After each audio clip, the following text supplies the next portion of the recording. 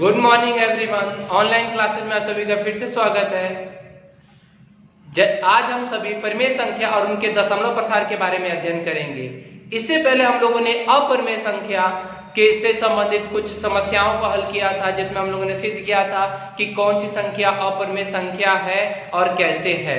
आज हम सभी परिमेय संख्या और उनके दशमलव प्रसार के बारे में अध्ययन करेंगे। तो चलते अपने टॉपिक को शुरू करते हैं। परिमेय संख्या का दशमलव प्रसार।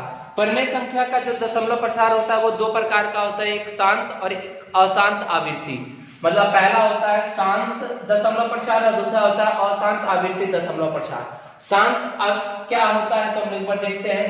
तो जिन परिमेय संख्या का दशमलव प्रसार में सारे अंक उसमें इंक्लूड होते हैं, देख रहे हैं इसमें आप 0.56, इसके आगे कोई और संख्या नहीं है और इसके आगे ना डैश लगा होता है ना ही इस पे कोई बार लगा होता है, तो वह शांत होता है। जैसे ये रहा आपका, ये भी है, ये सभी शांत होते हैं दशमलव प्रसार। और दूसरा अशांत आवृत्ति दशमलव प्रसार, उसमें क्या होता है कि 0.56, इसमें क्या होता है जितने भी अंक होते हैं उसके बाद डैश लगा होता है, या तो उसमें डैश लगा होगा नहीं तो उनके ऊपर यहाँ बार लगा होता है। ये बार का मतलब यही है कि यह संख्या दोबारा बार बार वहां इंक्लूड हो रही है। जैसे 0.56 है तो हम लोग यहाँ डैश लगाया, बार लगाया, इसका मतलब 5-6 पे बार है, मतलब 5-6 बार बार आएगा, 5-6 बार बार आएगा। और जिसकी कोई लिमिट नहीं होती, कहां तक जाएगा इसकी कोई लिमिट नहीं होती है, इसे ही अशांत आवृत्ति कहा जाता है। ठीक है, अशांत मतलब शांत ना होना, मतलब कि उसमें सारे अंक उपस्थित ना होना, और आवृत्ति मतलब बार बार आना। जैसे 56 है, 5-6 दशमलव के बाद तो 5-6 बार बार आ रहा है, देख रहे हैं आप लोग। यहाँ पे क्या बार बार आएगा, तो यहाँ पे केवल 6 के ऊपर डंडा है तो यहाँ पे केवल 6 बार बार आएगा। तो 0.756 फिर 6 अनलिमिटेड तक जाएगा। यहाँ पर 8 और 4 के ऊपर है तो 8 और 4 बार बार आएगा।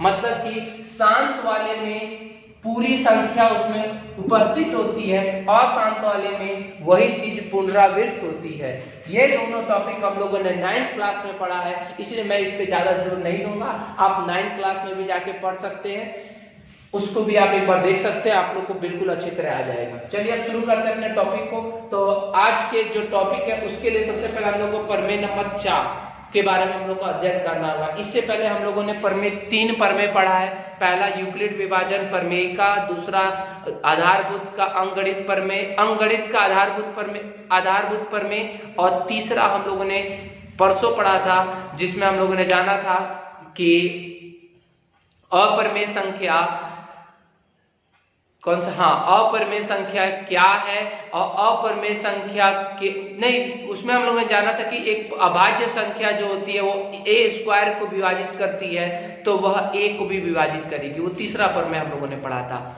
आज जो परिमेय है परिमेय नंबर 4, ये बहुत इंपॉर्टेंट है, इसलिए आप इसको बिल्कुल ध्यान से देखेंगे। तो परिमेय नंबर 4 क्या है,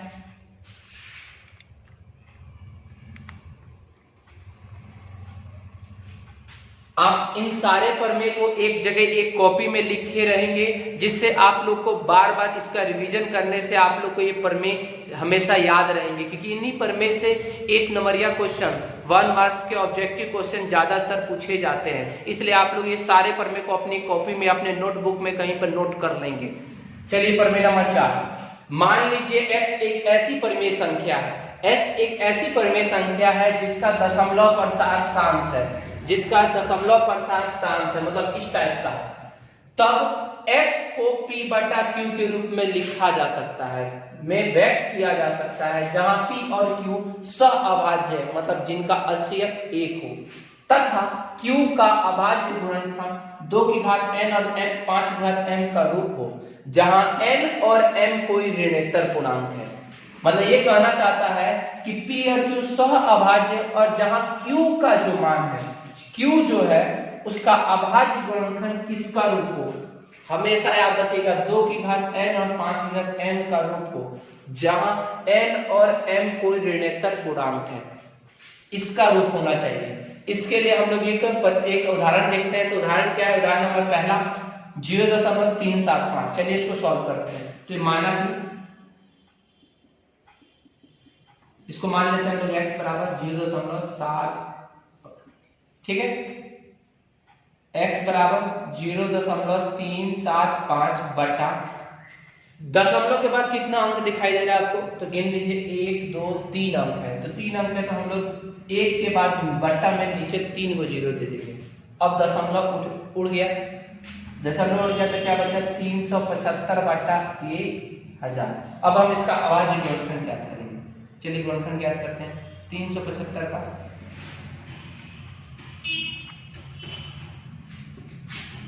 375 का तो 2 से तो कटेगा नहीं, 3 से कटेगा, 3 से 125 बार में, फिर 5 से 25, 5 से 25 और 5 एकम 5, कितना आया 375 का, तो 375 का हमारा कितना आया 3 गुणे 5 गुणे 5 गुणे 5 आया।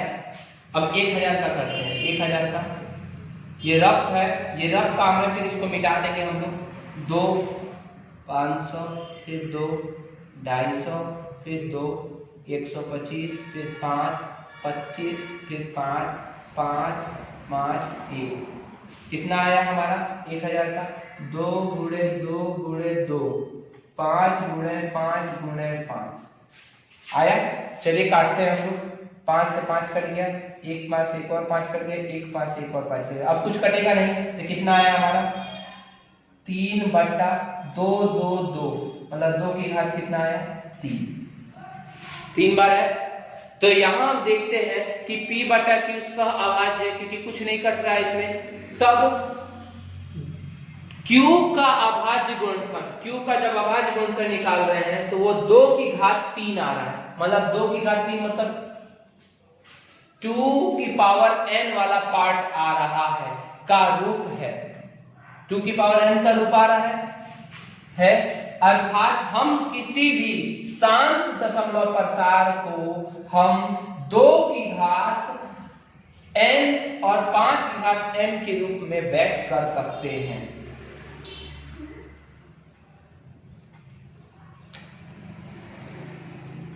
अर्थात किसी दशमलव प्रसार का जो शांत रूप होता है उस शांत रूप को हम लोग P बटा Q के रूप में लिख सकते हैं, और जहां P बटा 3 बटा 8, जहां Q का मान जो होता है वह 2 की घात n और 5 की घात m का रूप होता है। इसके अलावा और कुछ नहीं हो सकता है, 2 रहेगा तो 2 रहेगा, 5 रहेगा तो 5 रहेगा, उसके अलावा और किसी का रूप नहीं हो सकता है। यह हमारा सॉल्यूशन हुआ। आइए हम एक और उदाहरण लेते हैं। ये तो आपका होमवर्क है, इसी में से हम लोग दूसरा नंबर ले लेते हैं। क्वेश्चन नंबर दूसरा को हम लोग सॉल्व करते हैं। साफ है, चलिए दूसरा सवाल है वही x बराबर मान लेते हैं 0.104, इसको सॉल्व करते हैं हम लोग। x बराबर 0.104 और बट्टा में कितना हो गया 1000, दशमलव उड़ जाएगा 104 बट्टा 1000, ठीक है। 104 का हम लोग निकाल लेते हैं, 104 का हम लोग गुणनखंड निकाल लेते हैं। 104 का तो 2 का कितना है 2 5 10, 2 दूना 4, फिर 2 से 26, फिर 2 से 13, 13 कम 13, तो 104 का गुणनखंड कितना आया 2 2 2 और 13, और 1000 का गुणनखंड कितना आएगा, तो हम लोग यहाँ 1000 का गुणनखंड किया था, कितना आया था 2 2 2 5 5 5, 2 से कट गया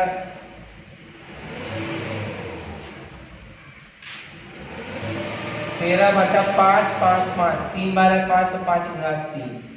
हमने यहाँ देखा कि इसमें भी जब हम कर रहे हैं तो बट्टा का जो नीचे आ रहा है Q का मान वह 5 की घात कितना आ रहा है 3, 5 की घात 3 मतलब Q का मान भी 5 की घात m का रूप है, मतलब ये हो 2 का रूप हो जाए या 5 का हो जाए या दोनों का हो जाए, इसके अलावा और कुछ नहीं होता है। अब इसको हम सॉल्व कर देंगे, अर्थात 13 बटा 125 हम किसी भी शांत दशमलव प्रसार को P बटा Q के रूप में इस प्रकार से व्यक्त कर सकते हैं। तो तो आपका जो होमवर्क है ये 2 है कि इसको हम लोग को P/Q रूप में P/Q रूप में व्यक्त करें। ठीक है, जहां ये आप लोग गुणनखंड करेंगे इसको, फिर बाद में अपना मिटा देंगे, चाहे कहीं रफ कॉपी में आप लोग करेंगे इस गुणनखंड को। ठीक है, इस प्रकार से हम यहाँ पर 2 और उदाहरण मिल गया आप लोग को, तो दोनों उदाहरण को आप लोग कीजिएगा और करके मेरे व्हाट्सएप पे भेज दीजिएगा। आप इसका स्क्रीनशॉट ले लीजिए। चलिए, आज हम लोगों ने क्या जाना? आज हम लोगों ने यह जाना कि किस प्रकार से एक दशमलव प्रसार शांत होगा, तो शांत के बाद उसका जो P/Q रूप में लिखा जा सकता है, और जो Q का मान होता है वह 2 और 5 का गुणज होता है। मतलब किसका किसका रूप होता है? 2 और 5 का, उसके अलावा किसी और का रूप नहीं होता है। यही हम लोगों ने जाना, यदि शांत है तो केवल 2 और 5 का ही गुणज होगा। ठीक है, नेक्स्ट टॉपिक प्रमेय नंबर 5, इसके बाद हम लोग पढ़ेंगे।